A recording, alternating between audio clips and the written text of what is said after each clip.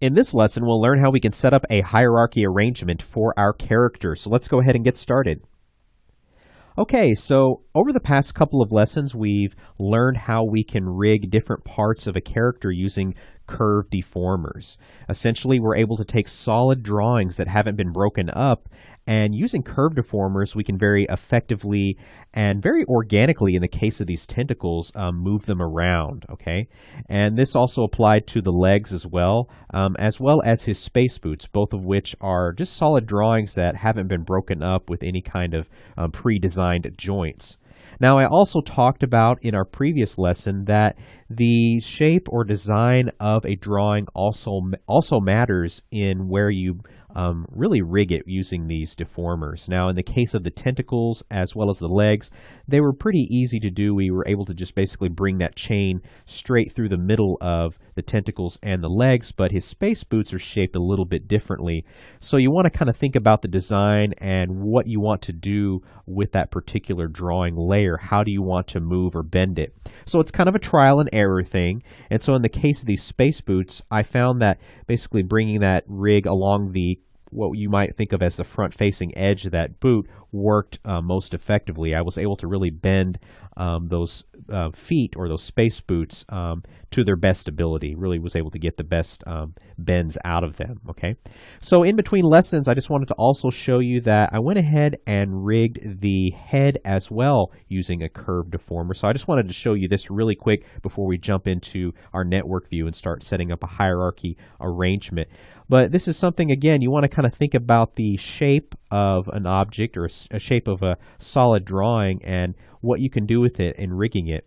So in the case of this head, I actually ran the rig or the chain all the way through the middle of the head, and I just want to have the ability to make very subtle movements just with that overall head. Just have a little bit of bendability to it so that if we decide to animate this character, his helmet won't be completely rigid. We can get a little bit of cartoony flexibility in there, okay? All right, so what we want to go ahead and do now is start connecting everything together. So obviously, if I move this head, I'd like everything to follow along. I'd like the mouth and the eyes, obviously the arms, and even the legs to be attached to this head, all right? So let's go ahead and kind of focus on how we can do that. So in your network view, you'll see all of the different modules that basically represent all the different layers, the drawing layers that make up this character. You can also see the different modules for the deformation layers that we have, okay? So those deforming rigs that we've basically applied to our character, okay? So here's the last one that I applied right here, which is the head. Okay, so what I would like to do is basically connect this head. Basically, I want to connect some of the different facial attributes to this deformation head module right here, okay? So if I slightly deform this head, if I kind of take that curve deformer and bend it, I want those eyes and even the mouth to kind of follow suit with any kind of deformation that I create there. So with that said, what I'd like to do is from this little port right here, I want to connect a pipe down to the mouth, okay? And so now, if we take that deformation layer for the head and move it, we can see how we're affecting the mouth as well.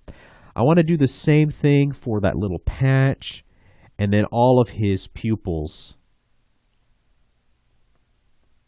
So the eyes themselves I have attached, they're part of the head drawing, but the pupils are not. So I just want to have all the pupils attached there. Okay, we can go ahead and test that out now. Okay, so that's looking great. So I want to have that flexibility again, just to kind of move the head around just slightly.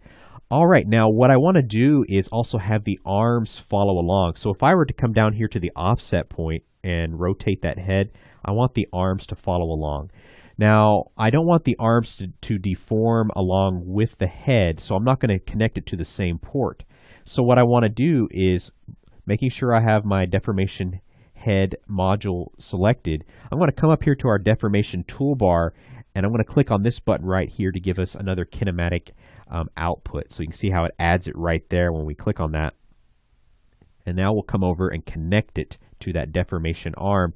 So if now we take our deformation head and come to that offset point, we rotate that head, we can see how the arm follows suit. Now keep in mind that if you were, in this case, for this particular character, the way we have the head rigged, if I were to kind of manipulate the head slightly, we may also want to take that deformation arm. Let's go ahead and bring up the controls for that. You may want to also kind of move that offset point along with it as well. So little things like that you kind of want to keep in mind, okay? All right. So let's go ahead and basically do the same thing for that other arm over there, his right arm. So I want to create another kinematic output. We'll pull that over to his arm, which I believe is right there. Okay. And so again, we can kind of test that out. All right, excellent. Okay, so what we want to go ahead and do now is basically kind of continue on with the same thing with the leg. Let's go ahead and try that out and kind of see what that gives us. So I'll do another kinematic output for his leg. Okay, we'll see how that looks. So the leg is following along. Great. Okay, and then we'll do that with the other leg as well. So I'll make another kinematic output, find that other leg, which is right there. Okay, and I'm kind of organizing my tree as we go. As you can see, everything can start to get really kind of messy really quick, right? So I'm just kind of spacing everything out right now. Okay, so that's looking great. So again, I'll kind of test that all out. So that's following along nicely. Very good. Okay, now for his space boots or his feet or whatever you want to call them, we want to kind of do the same thing that we did with the head here on the leg for each leg. So I want to create an additional kinematic output for each leg. Just clicking on that button, and I want to attach that to the foot. Again, I don't want to deform the foot along with the leg. I want to be able to move the foot or the space boot independently. So let's go ahead and bring up the control for that leg right there. And so you can see now how I'm able to move the space boot along with his leg. But at the same time, for that space boot, I'm able to move it independently. And of course, deform it independently as well. So you can see how we're basically able to rig this entire character, connecting everything together so that we can effectively move everything around. So I'm just doing the same thing with the opposite leg.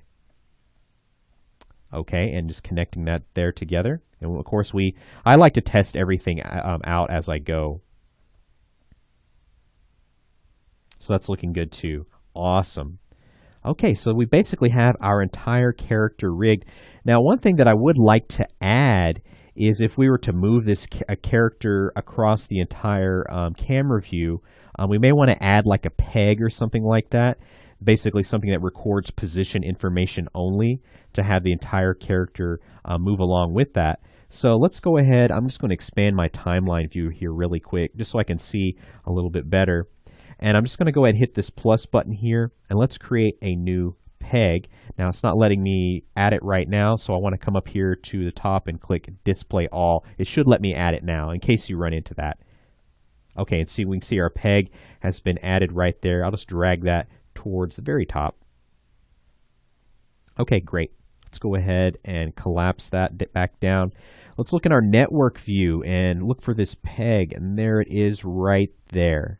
Okay, so let's go ahead and kind of see what we can do as far as connecting this peg to everything. So one thing we may try is let's just go ahead and connect this pipe to our deformation head module that we have here, where basically everything else is connected. So now we can take our translate tool up here in our advanced animation toolbar. And if you're not seeing that, again, just come off to the side. Right click, and you want to make sure you have advanced animation check marked, okay? But we can take our translate tool, and we may want to reposition that peg slightly. But now if we move that, the whole character follows along. We can even take the rotate tool, and the whole character rotates along with that. So that's kind of the final thing that I wanted to kind of add there. That way, if we want to move the entire character around, have everything kind of follow with it over time, we have that peg that we can essentially do that on, okay? So we can record that position across time on that peg layer, just moving the character, especially if he were walking or something like that. Okay, and then one final thing that I want to show you. Now, we didn't run into it in this for this particular rig, but as you get into the network view, and if you're unfamiliar with just setting up a hierarchy arrangement here in the network view, sometimes as you start connecting things together, parenting different drawing layers together, you may run into the problem of certain things jumping back and forth in Z depth, okay? So if that happens, you can easily rectify that down here on your composite module. So for example, we have our head right here. So for whatever reason, if your head may be moved forward in Z space, and something like that happened, again, just kind of come down here and analyze the placement of the piping that's connected into the composite, and just kind of study where that pipe goes to its respective drawing layer, okay? And you can either move it forward in Z space or backwards in Z space, okay? So that's just something that you also want to be aware of, all right? So we have our entire character now rigged with deformer curves. And again, it's really a powerful feature of Toon Boom Harmony, and I absolutely love it. It saves you a lot of time in just, again, how you design your character and not having to break it up into as many pieces. Okay, so in our next lesson, we're going to shift gears. We're going to work on a different character, a completely differently designed character, and we're going to explore how we can use bone deformers to basically rig that character. And again, bone deformers will basically be applied a lot more differently than we do with the curve deformers. So stick around, and we'll see you in that next lesson.